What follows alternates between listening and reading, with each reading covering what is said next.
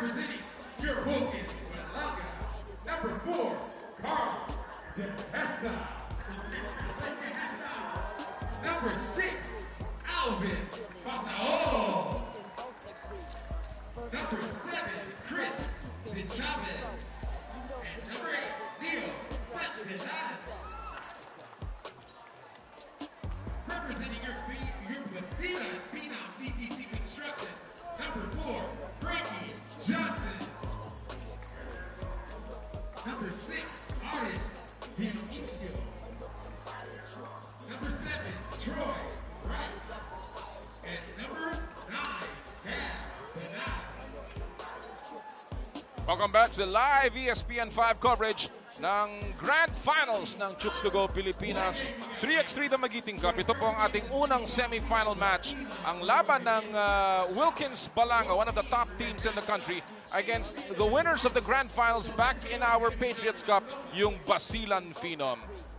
Wilkins Balanga qualified into the semifinals with a 21-11 victory against Spartas Narvacan. Sa kabilang banda, ang Phenom Basilan CTC with an equally dominant victory against Mindoro Tamarao 7-8, 21-12 in their own quarter-final pairing. Alam natin po ang mga manlalaro nito. No need to introduce any of them. They have been some of the best that we've seen here in 3x3 competition. Of course, towing the line para sa Wilkins Balanga is none other than Alvin Pasol.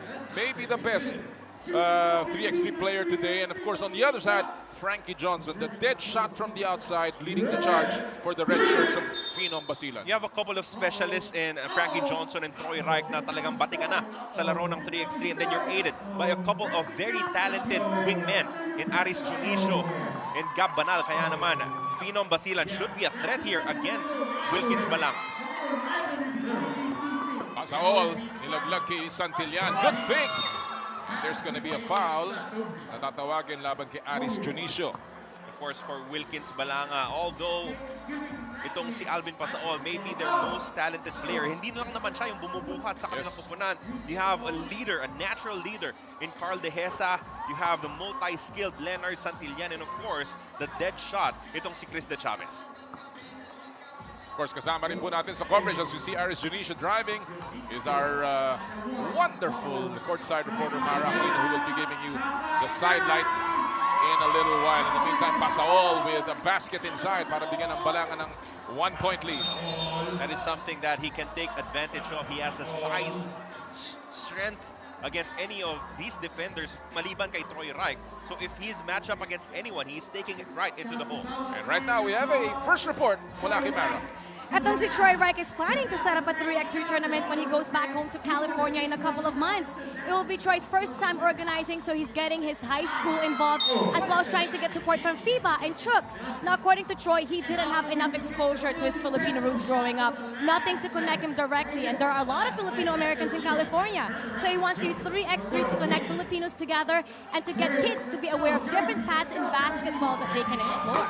Come, Nelly and Carla. Thank you very much, Mara. And that's a great pathway, Carlo, para sa ating mga susunod na henerasyon ng mga 3x3 players sa bansa. Ang malaking tanong lang dyan, Com, kanino mapupunta yung point? Sa US ba o sa Pilipinas?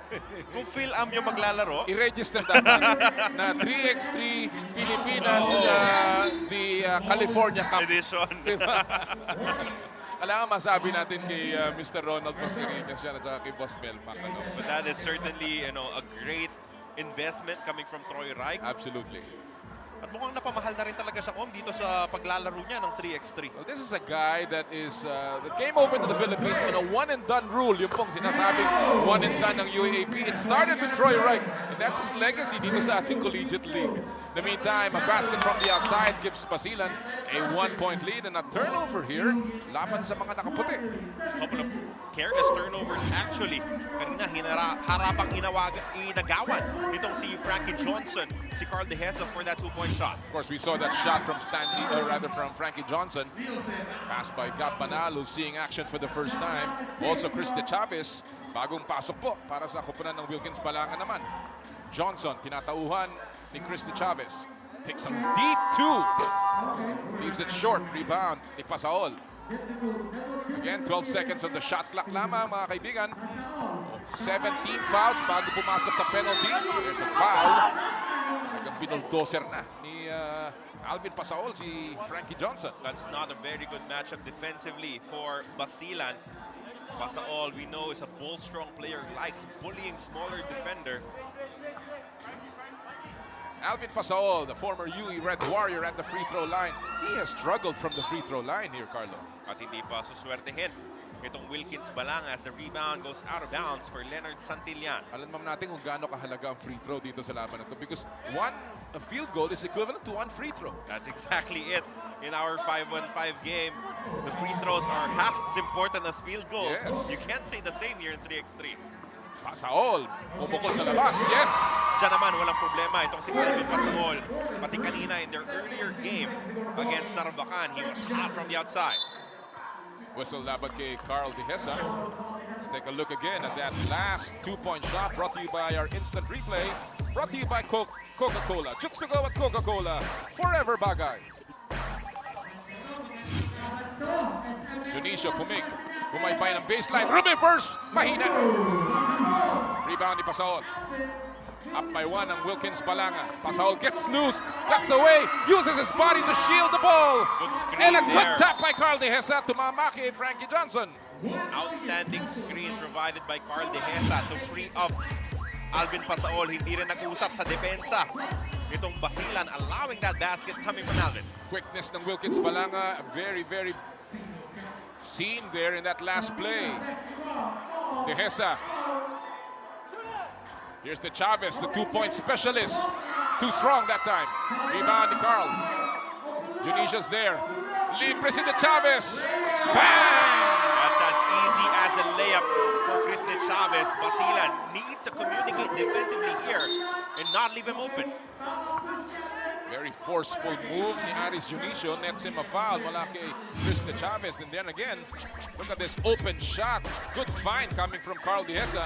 Two-point shot brought to you by Chooks to go. Nag-isang manok ng bayan. Good defense here coming from Carl Dehesa. But he runs out of space, was not able to save the ball. It will stay with Basilan. Wonderful Friday afternoon crowd dito po sa loob ng SM Mega Mall. And we're happy to have all of you with us dito po sa ating live coverage ng ESPN 5. Outside shot, wala. Offensive rebound. Napitawan, napunta kay Frankie Johnson. Wide open for the two. Frankie Johnson connecting with the second long shot of this ball game. Difficult angle. What a shot by Alvin Pasaol. That was a one-hander falling away for Pasaol, still finding the bottom of the net. 8-5. Ang layo nito. Oh, kung pumasok yun, talaga naman. Balak pa. Oh, good drive there by off on offensive rebound by Troy Wright. That's the advantage of being the tallest player. He is a really good rebounder, especially on the offensive glass. Good defense by Troy Wright. Nabitawan ni Santillan ng bola. Tumira ng dosi Frankie Johnson. Short. Tap goes to Alvin Pasaol. Action picking up right now. Pasaol. There's a foul. Laban kay Frankie Johnson. Prior to the shot. And that will be team foul number 3 for Basilan. Same number as Balanga right now with 6 minutes and 14 remaining in this ballgame. Doon nahihirapan ng Basilan, Carlo, dahil sa matchup sa depensa. Opensa, wala silang problema with Johnson staying on the floor. But on defense, halos pantay-pantay kasi laki nitong Balanga, no? Exactly, and that is why this team has been so effective as Alvin Pasaol converts another one from the outside. And bad pass there, tumama sa tuhod ni Gabanal. And that will now go back to the part of Balanga. They are up by 4 as we take a look at this last shot by Alvin Pasaol. Brought to you by Coca-Cola. Chooks to go at Coca-Cola. Forever bagay. De Chavez. Ball is loose. Banal takes a shot from the outside. Short. Rebound by Santillan. Muntik na maagaw ang pasa. Tumira si De Chavez. And that will not go. Offensive rebound and a foul laban kay Aris Junicio. A lot of action going on in the shaded area between Santillan and Junicio. And itong Tagabalanga winning out and getting another foul, number 4 against Basilan. Noting again, pag umabot ng 7 team fouls, dalawang free throws agad ang mabibigay. Santillan converts the free throw. 5 na po ang abante dito ng Wilkins Balanga. We've seen, of course, bigger leads evaporate in lesser time. Johnson is hammered inside. Especially when you have a talent like Frankie Johnson. That 5-point lead could be gone in a minute and a half. Oh, strict shooter yan eh. Of course, itong Basilan has had major lineup changes. They had Davon Potts for a while. Now they have Banal. They tried to play a couple of new faces here. They're not the same as when they won noong Patriots Cup. Of course, there may imports din tayo doon. But of course, yung importante dyan, their constants, Troy Reich and Frankie Johnson. And their knowledge of the 3x3 games. Siyempre, sila na rin yung magtuturo dun sa kanilang mga bagong teammates who are slowly discovering the quirks of our half-court game. Si Aris Dionisio is one of them. Talaga namang ang laki ng in-improve from the first leg that he joined. Nice drive there by Santillan. That will not count. Wala pa sa labas. Pinadali nito yung si Frankie Johnson ng tira. Oh, that's a turnover. In the meantime, let's go to that last move of Santi Santillan. Book best move of the game brought to you by Coca-Cola. Chooks to go at Coca-Cola. Forever bagay. Great defense there for Frankie Johnson. Blocking itong si Santillan. On that corner two, wala. Rebound, napulot ni Santillan. On the attack now, si Pasaol. Binigyan ng screen, hindi ginamit. Step back two. Difficult shot by Alvin Pasaol. Tough shot coming from Alvin Pasaol. Bumawi, yes, bumawi. Si Frankie Johnson. Here we go, things picking up here. But it's still a 6-point lead para sa Wilkins Balanga. Dehesa naman, ang susubok, wala. Rebound. Mapupulot ni Pasaol. Pipilitin sa loob. Sumaksak si Alvin Pasaol. And then yung pasa na agaw. Balik ni Pasaol. And wisely brings it out. Solid effort on the rebounding department coming from Wilkins Balanga. Bailout shot, wala. Johnson looks a bit winded right now. Banal with the left hand, yes. Lead is down to 6. Uy! Bumaksak. Tinignan lang ni Pasaol si Troy Reich. Offensive rebound. Let's see if that will count. It looks like it will count on that beautiful spin by Santillan. Watch it again. There's the foul and the basket brought to you by Coca-Cola. Chooks to go at Coca-Cola. Forever bagay. Size advantage paying off big time for Wilkins Balanga. In this matchup, they're getting a lot of offensive rebounds and converting. More importantly, this is now a 17-9 advantage. Johnson, tumira sa labas. There's a foul by Frankie Johnson. Out of frustration, trying to stop the action. Down by 8 ang Basilan Phenom CTC Construction.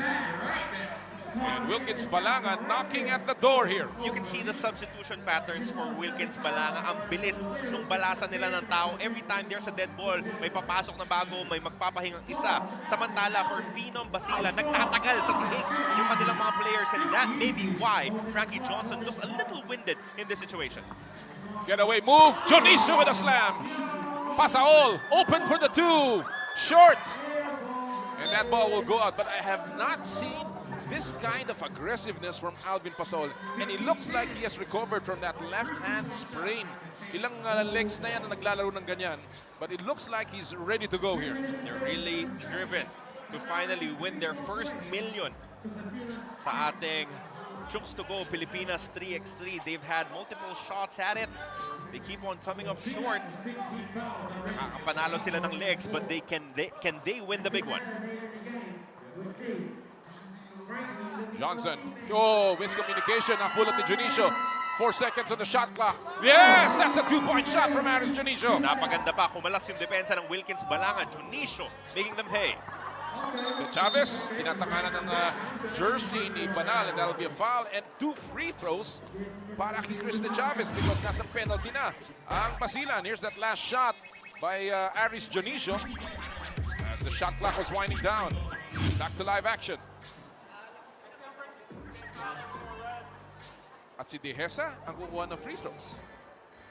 I think the foul was called on Frankie Johnson. Away from the ball. Away from play kasi nasakyan niya na.